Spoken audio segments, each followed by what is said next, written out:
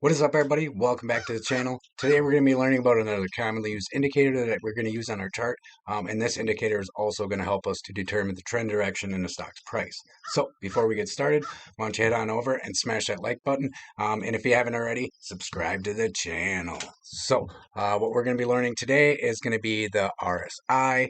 It is a relative strength index indicator. The key thing I want you to take away from this is that it is a momentum indicator, okay? So let's just head over here and we'll read the definition on this quick. RSI is a momentum indicator used in technical analysis that measures the magnitude of recent price changes to evaluate overbought or oversold conditions in the price of a stock or other asset, all right?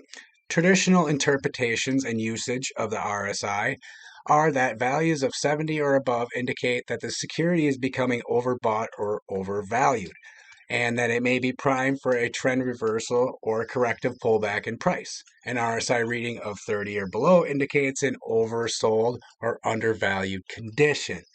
So pretty much what they're telling you is that when it's above 70, it's overbought, and it could be primed for a pullback due to being overbought.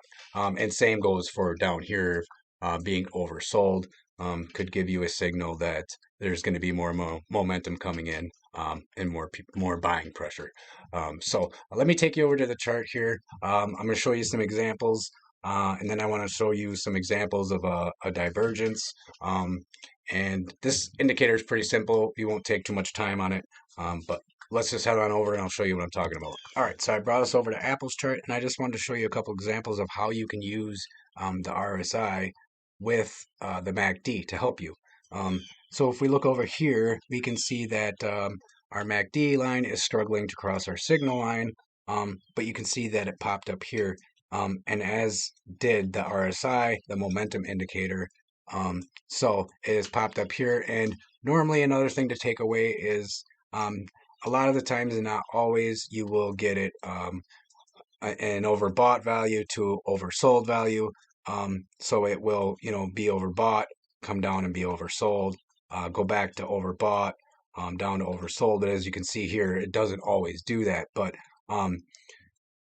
usually it does, but not always. Okay, so now let's just look at here because it started popping up here, so it's still above our signal line, and it starts to cross down here. As you can see, it is coming down the momentum, but it's starting to pick back up.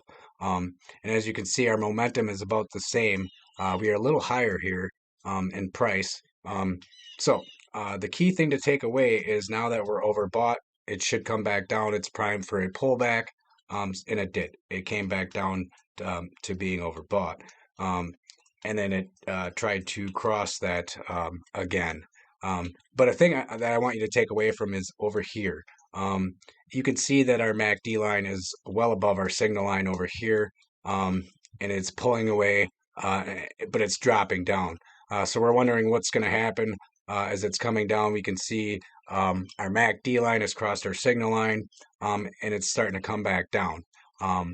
Now, here is where I want you to pay attention because this is a divergence here. As the momentum starts to come back up, you get a higher price over here. It reaches its high here, but look at our momentum indicator. It's not even overbought, and the momentum isn't as high as it is over here. And as well as when you come back down here, it pops back up, and it's never as high as over here. Even when you get this push back up over here, it's not as high as even over here. So this going down is a divergence when the price is going up and your momentum is going down. That is a good key, a good sign, as well as your MACD pulling away from here, that you should probably get out. But using this RSI would help you to determine I should probably get out soon in this area because it's already came up here, tested it, came up and tested the overbought again, and just hasn't crossed it again. So maybe I should get out. So again, guys, this is just how I use these indicators. I could be wrong as well. Other people use them differently. But so that's really all I have in this video. We'll go over some other indicators later. but these are the most commonly used ones. So go ahead and learn these. Just go ahead and play with them. Make sure you're adding all this stuff onto your chart. Um, and we'll get into paper trading soon. So you guys can go ahead and play with all that too as well. So that's all I got in this video, and we'll see you guys next time.